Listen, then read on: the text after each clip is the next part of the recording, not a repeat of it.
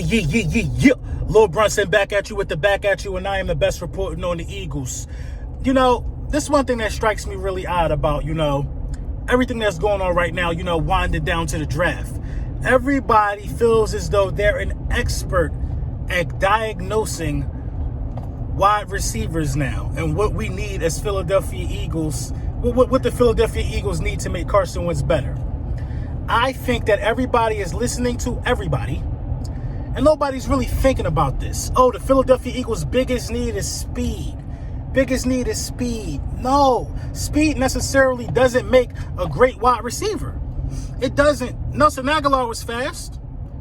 Josh Huff was fast. Speed just don't do it all the time. Yeah, speed kills, but it got to be controlled speed, if that makes sense. Controlled speed. Listen, man, I was talking to Uncle Leroy earlier in the week. Uncle Leroy, a huge Colts fan. Uncle Leroy believes that Marvin Harrison is a top 3 wide receiver of all time. Then I said, no way. No way, Unc. No way. I can't go there with you. Then I looked at Marvin Harrison numbers. Marvin Harrison had over 1,000 receiving yards, I think 8 seasons in a row, something like that. I'll put it up there. Crazy. Then I had to dig deeper. Well, Marvin Harrison wasn't the fastest guy. Marvin Harrison didn't kill anybody with speed. What was it that Marvin Harrison was doing to defenses? It was pristine route running. This need that we think we need to satisfy with the big play and throwing a 50-yard bomb every play, we got a guy who specializes in that already in Deshaun Jackson. I think the Philadelphia Eagles will be a way more potent offense if you did get a young, fast guy, one that can also run routes as well, and one that can find ways to get open. This draft is chock full of route-running wizards. I'm telling you, it's chock full of route-running wizards. The Philadelphia Eagles have so many places that they can go at 21 if they stay put. This is the top 9 wide receivers in the draft. Actually, it's the top, because the 10 is going to be a surprise. 10 is the steal of the draft, in my opinion, at wide receiver. But these are the top 9 wide receivers to be picked, who should be available at number 21, most of them. Post Henry, post CeeDee Lamb, and post Jerry Judy. Let me know what you think. So look, man, some of these non-players, you know what I mean? Some of these non-players are on me and 500's draft board. I'm certain of that for sure. Some of these non-players, the 10th guy is not on our draft board. I actually found out about the 10th guy earlier today. Somebody brought him to my attention, and I did a little research. I don't know how I haven't even heard anybody else talk about this 10th guy, man. This guy, man. Let's get to these 9 guys who I believe are definitely worthy of a pick at 21, and I won't be upset either way. You know what I mean? Because there's so many ways that you could go about this draft with accomplishing a lot of things. And I'll talk about some of these guys' assets and some of their strengths as well, because I believe these 9 guys that I picked fit well with Carson Wentz. That's the main thing. They fit well with Carson Wentz. I mean, why is it all about speed when a guy like Alshon Jeffrey, a big possession guy with a nice wingspan, fit well with Carson Wentz as well? And that brings me to this guy right here. I've been talking about him since the draft, since all this started, man. Michael Pittman Jr. out of USC. He was reliable. He's used to being the number 1 target. He's big. He's physical. I think he's around 6'4", something like that. And he goes and gets the ball. He has amazing hands. He can win on the outside. He's not a slot guy. You know what I'm saying? And I think it's perfect. I think it's perfect, man. At 21, I wouldn't be mad if Michael Pittman went to the Philadelphia Eagles. Justin Jefferson. A lot of people are zeroing in on this guy. I think Justin Jefferson, he's risen his stock. Justin Jefferson is used to being a number 1 guy. Justin Jefferson is a stud.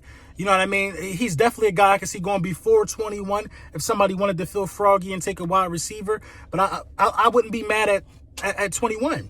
Brandon Ayuk. I like the kid, man. He's above average speed. He got nice hands. You know what I mean? I wouldn't be mad if he was there at 21 and we took him.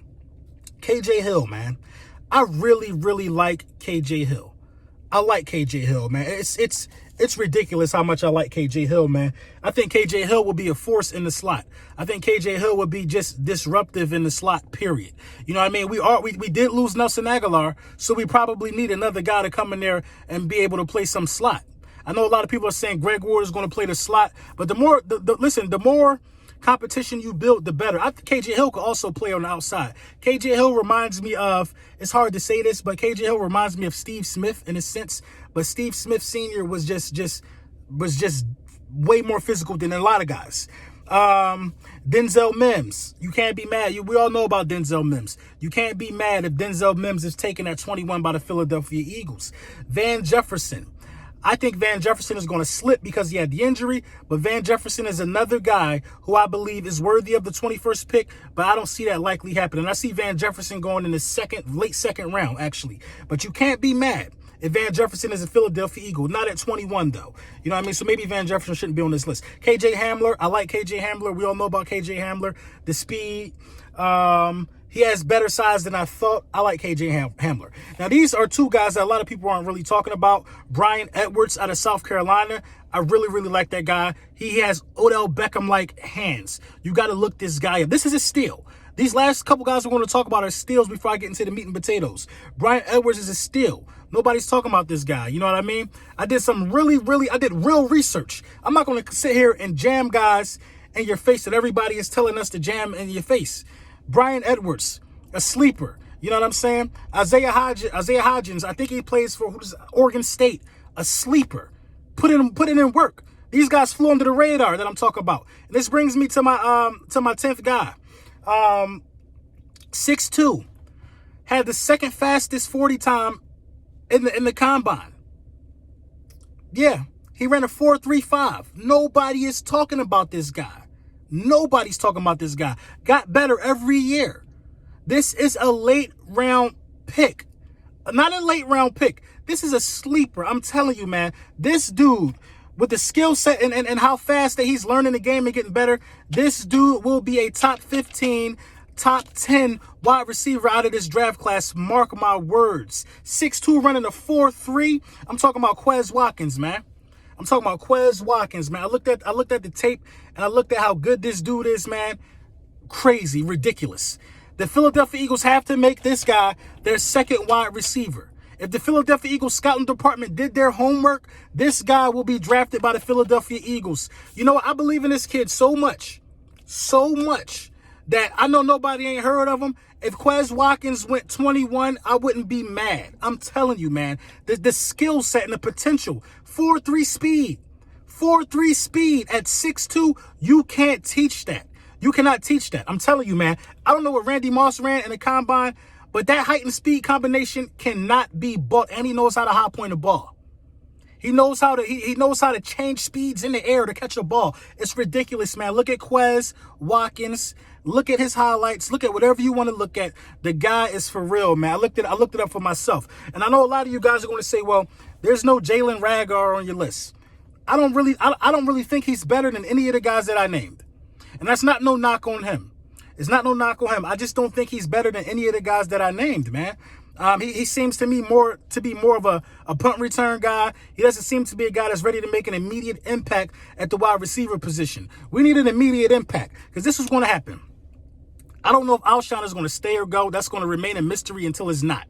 But Deshaun Jackson and Arcega-Whiteside are going to get playing time. A lot of it. You need a rookie that's going to be able to come in and contribute. A rookie that's going to be able to feast off of the bones of Deshaun Jackson drawing these double teams. A rookie that's going to be able to feast because the tight ends are going to be able to feast. You're going to also need you're going to need your number 2 wide receiver. You're going to need your number 1 wide receiver, whoever he is. He's going to be able to, he's got to be able to, it's not about speed. That's what I'm telling you guys, man. That's what I said earlier.